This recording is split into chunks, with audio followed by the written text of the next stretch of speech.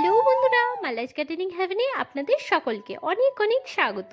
আশা করি আপনারা সবাই অনেক ভালো আছেন। আমিও অনেক ভালো আছি, সাথে বাগানের নিত্য কাজে ব্যস্ত আছি। বন্ধুরা, আজকে সকাল থেকেই দেখুন পুরো আকাশটা এত সুন্দর লাগছে, মনে হচ্ছে যেন একেবারেই আকাশের দিকে তাকিয়ে চুপ করে বসে থাকি। কিন্তু চুপ করে বসে থাকলে তো হবে না, বাগানের অন্যান্য অনেক কাজ আছে। তার আগে দেখুন, এই দেখুন গোলাপ ফুলের গাছটা যে ফুটেছে, ফুলটা দেখতে অসাধারণ সুন্দর লাগছে।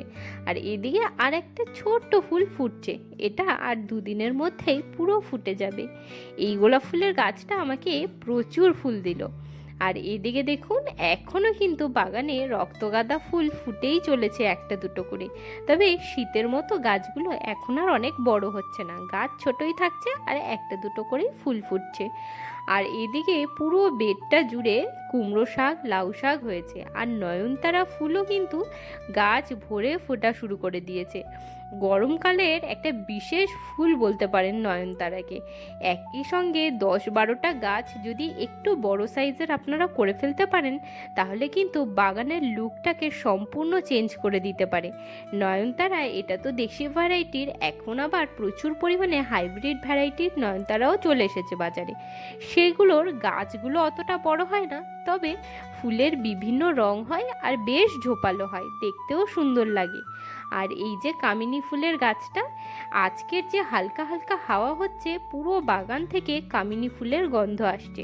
আর কামিনী ফুলের সেন্টটা কিন্তু অসাধারণ। আর বাগানে কিন্তু এখনো ফুটে চলেছে ডালিয়া।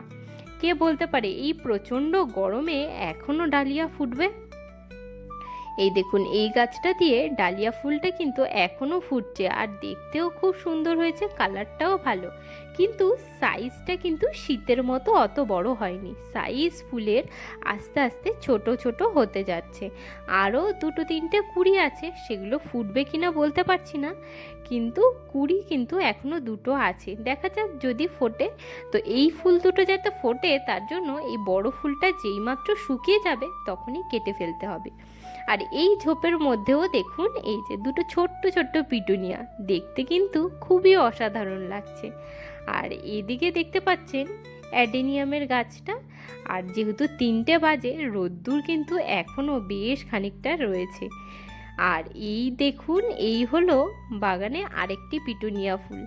এই গাছটা না চিনে উঠতে পারা যায় না, কারণ সাদা রঙের পিটুনিয়া ফোটে আর হচ্ছে এই যে বেগুনি মতো রঙের। তবে এই গাছের কুড়িও কম হয়, আর কুড়ি থেকে দানাও কম তৈরি হয়। আর চারাও ছোট অবস্থাতে খুব একটা দেখে চেনা যায় না, তার জন্য বেশি পরিমাণে এগুলো লাগানো হয় না, সাদা গাছই বেশি হয়। আর এটা হলো আমার বাগানের সাইকাসের গাছটা।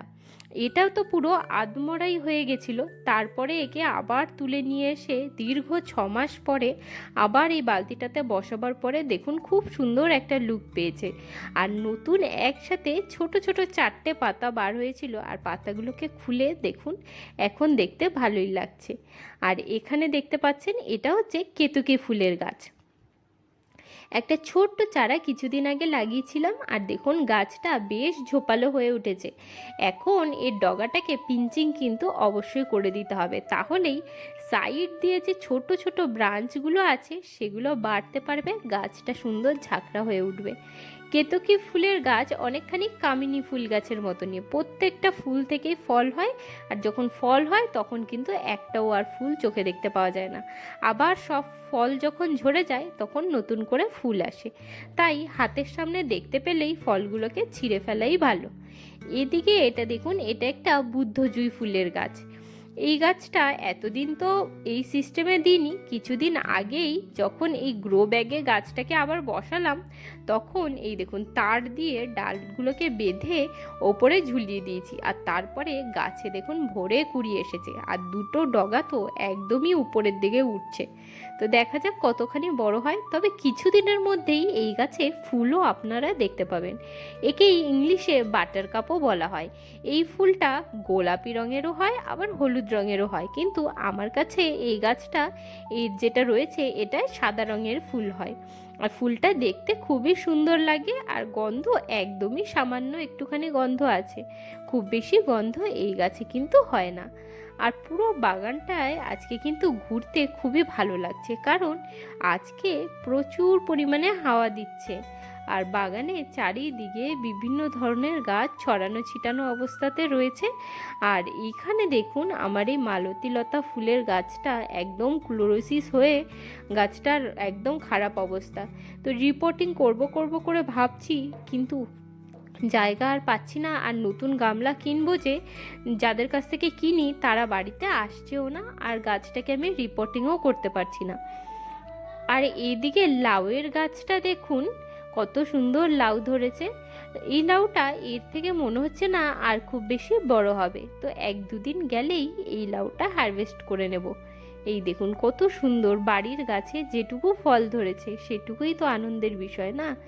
এই দেখুন, তো আজকে যে কাজটা করব বলে বাগানে এসেছি সেটা হচ্ছে গাছগুলোতে যে খাবার তৈরি করেছিলাম সেই খাবারটা রেডি হয়ে গেছে। আজকে সেই সব গাছে খাবারটা দিয়ে দেব। এই দেখুন, এই যে খাবারটা তৈরি করেছি এর মধ্যে দিয়েছিলাম বেশ খানিকটা সরিষার খোল, কিছুটা ভাত, আর কিছুটা পরিমাণে সবজির খোসা।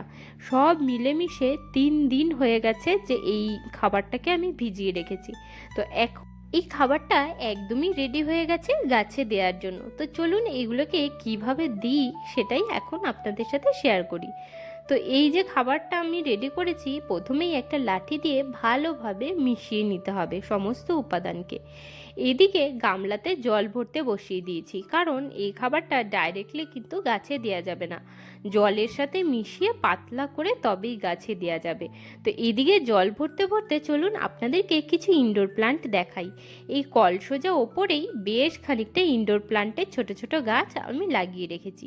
আর নতুন গাছগুলো যখন এক জায়গায় অনেক হয়ে যাবে তখন আমি এগুলোকে নিয়ে গিয়ে ব্যালকনিতে সুন্দর সুন্দর টবে লাগিয়ে সাজিয়ে রাখবো বলে ভেবেছি। আর এখানে দেখুন এই বালতির মধ্যে যে সবজির খোসা দিয়ে যে খাবারটা গাছের জন্য তৈরি করেছি সেটাকে কিন্তু খুব ভালো করে ছেঁকে নিয়ে তারপরেই গাছে দিতে হবে। তো দেখুন ভালোভাবে আমি ছেঁকে নিয়েছি একটা ছাঁকনির সাহায্যে। আর এই দেখুন পুরো লিকুইডটা রেডি হয়ে গেছে গাছে দেওয়ার জন্য। দেখতে পুরো এরকম হয়ে যাবে, একটুখানি মাছি আসবে আর একটুখানি দুর্গন্ধও হবে, কিন্তু কোনো ভয় পাবেন না, এগুলো কিন্তু গাছের জন্য খুবই উপকারী একটা খাবার। এই দেখুন এই যে 10 লিটারের বালতিটা, এর মধ্যে এই বাটিটা থেকে হাফ বাটি করে জল আমি লিকুইড ফার্টিলাইজার মিশিয়েছি। এবার সমস্ত গাছে ততখানি করেই জলটা দেব যতখানি দিলে মাটিটা মোটের উপরে ভিজে যাবে। আর অতিরিক্ত পরিমাণে দেব না, যাতে ড্রেনেজ হোল থেকে জলটা বেরিয়ে আসে, কারণ এই জলের মধ্যে যথেষ্ট পরিমাণে খাবার রয়েছে। যদি ড্রেনেজ হোল থেকে খাবারটা বেরিয়েই যায় তাহলে গাছ তো আর পুষ্টি পাবে না। তার জন্য ততখানি পরিমাণেই জল দিতে হবে যাতে পরিমাণে মাটিটা ভিজে যায় অথচ ড্রেনেজ হোল থেকে বেরিয়ে না আসে। অল্প একটু আধটু যদি বেরিয়ে আসে তাতে কিন্তু কোনো ক্ষতি নেই। তো এইভাবে দেখুন অল্প অল্প করে, যেমন গাছ অর্থাৎ টবের সাইজ যেমন সেই অনুযায়ী কম বেশি করে সমস্ত গাছে জল এখন আমি দিতে থাকবো।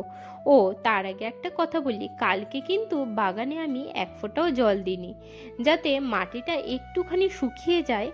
আর যখন আমি এই খাবারটা প্রয়োগ করব গাছে, তাহলে গাছ যাতে ভালোভাবে অ্যাবজর্ব করতে পারে তার জন্যই কিন্তু কালকে বাগানে জল দিইনি।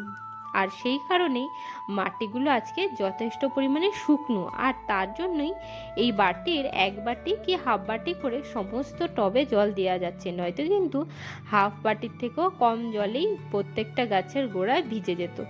এখন এমন গরম পড়েছে যে প্রত্যেক দিনই বাগানে এসে জল দিতে হচ্ছে।